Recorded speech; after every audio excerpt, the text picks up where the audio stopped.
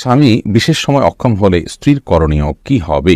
মেয়েদের পেশাবের পরে পানি ব্যবহার করার পরে মোছার জন্য আলাদা কাপড় ব্যবহার করা জরুরি কিনা, হস্তমৈথুনে হবু স্ত্রীর হক নষ্ট করা হয় কিনা, আপন দুই বোনকে একত্রে বিয়ে করা যাবে কিনা, ভাঙা প্লেটে খাওয়া যাবে কিনা, আজানের সময় কিছু খেলে গুনাহ হবে কিনা, টিকটিকি দেখলে কি মারতেই হবে, প্রয়োজনে কি খুঁজে খুঁজে মারতে হবে, বিষয়টা নিয়ে খুব দ্বিধাদ্বন্দ্বে আছি, জানাবেন প্লিজ। অনেক জায়গায় বসে প্রস্রাব করার ব্যবস্থা নেই, দাঁড়িয়ে পেশাব করতে হয়, এরকম পরিবেশ আমরা কি করব? পরিস্থিতির কারণে স্বামী স্ত্রী যদি 5 বছর দূরে থাকে তাহলে শরীয়ত মোতাবেক স্ত্রীকে কি আবার বিয়ে করতে হবে? অ্যালকোহল যুক্ত পারফিউম ব্যবহার করে নামাজ আদায় করলে নামাজ হবে কিনা? জিন কি মানুষের সাথে সবাস করতে পারে?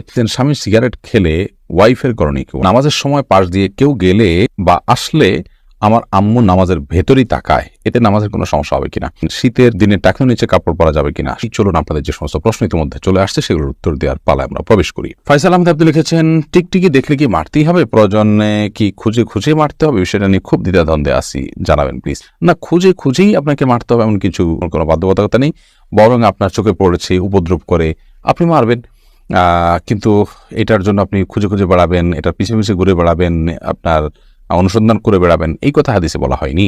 জুলেখা খাতুন আপনি লিখেছেন, নতুন কোনো কাপড় পরে না ধুয়ে নামাজ পড়ে নামাজের কোনো ক্ষতি হবে কিনা? নতুন কোনো কাপড় পরলে সেটা ধুয়েই পড়তে হবে এমন কোনো বাধ্যবাধকতা নেই, কারণ নতুন কাপড় মানেই যে সেটা নাপাক, সেটাতে অপবিত্রতা আছে এমনটি তো নিশ্চিত নন আপনি, তাহলে এটি ধোয়াটা বাদ কেন হতে যাবে?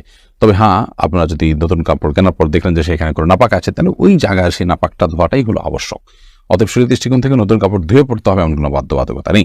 মোহাম্মদ আব্দুর রাকিব আপনি লিখেছেন, হস্তমৈথুনে হবু স্ত্রীর হক নষ্ট করা হয় কিনা? এটি আপনার স্বাস্থ্য নষ্ট হয়, আপনি নিজের হক নিজে নষ্ট করছেন, নিজের আমল নষ্ট করছেন, এবং এর মাধ্যমে যদি আপনার যৌন শক্তি কমে যায় সেক্ষেত্রে আপনি স্ত্রীর হক নষ্ট করছেন। অবশ্যই সেজন্য এটি নাজায়েজ এবং গুনাহের কথা, হারাম। শারমিন আক্তার মিলি লিখেছেন, পরিস্থিতির কারণে স্বামী স্ত্রী যদি 5 বছর দূরে থাকে তাহলে শরীয়ত মোতাবেক স্বামী স্ত্রীকে কি আবার বিয়ে করতে হবে? না, 5 বছর কেন, 10 বছরও যদি কোনো কারণে দূরে থাকে, তাদের মধ্যে বিচ্ছেদ বা তালাক না হয়, তাহলে তারা পুনরায় বিয়ে করতে হবে না, তাদের সম্পর্ক টিকে থাকবে তালাক না হওয়া পর্যন্ত। রাইসানি আপনি লিখেছেন, আজানের সময় কিছু খেলে গুনাহ হবে কিনা? আজানের সময় কোনো কিছু খেলে কোনো গুনাহ হবে না। আমরা অনেকে মনে করি আজানের সময় কিছু খাওয়া বা পান করা যাবে না, এটা করা যাবে না, ওটা করা যাবে না। আপনি যে কোনো কাজ করতে পারেন, টয়লেটে থাকলে আপনি টয়লেটে কাজও সারতে পারেন।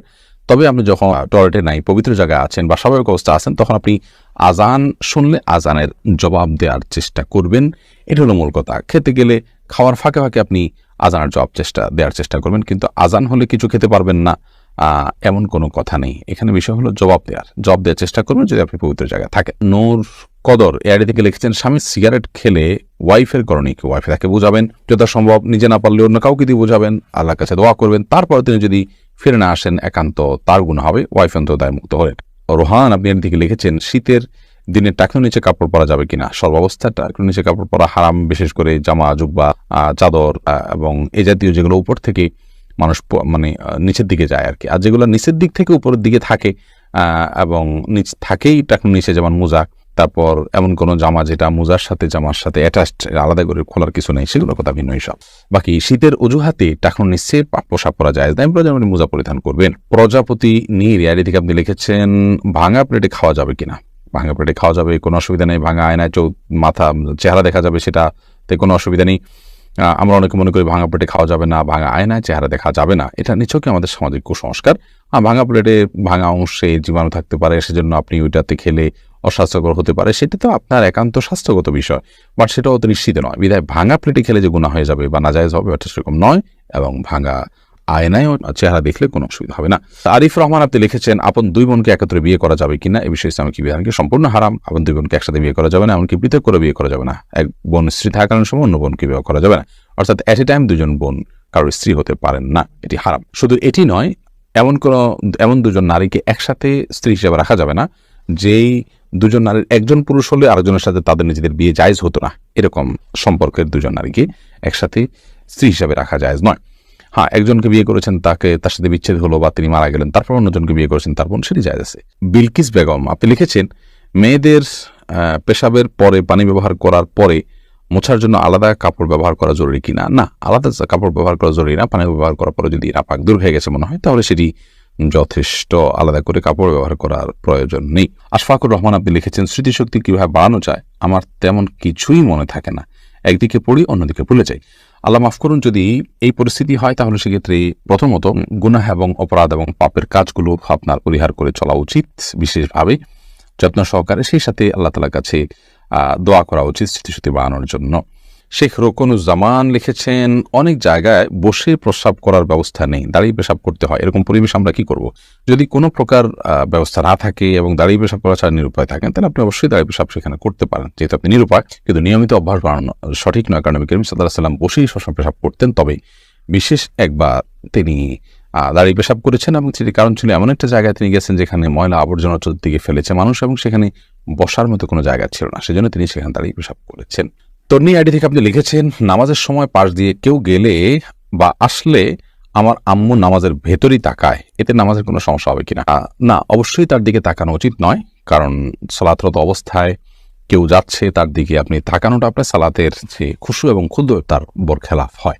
বাট যেটি করা উচিত সেটি হলো নবী আলাইহিস সালাম বলেছেন, তোমার সালাতের সামনে যদি কেউ যায় তাহলে সেক্ষেত্রে তাকে বাধা দাও। কোনো কোনো বর্ণনা আছে তাকে তার সাথে লড়াই লিপ্ত হয়, কারণ সে শয়তান, কারণ সে তোমার মনোযোগকে নষ্ট করছে, তোমার সালাতের এরিয়ার মধ্যে এসে সে তোমার দৃষ্টিকে আকর্ষণ করে ফেলছে এবং মনোযোগে ব্যাঘাত সৃষ্টি করছে।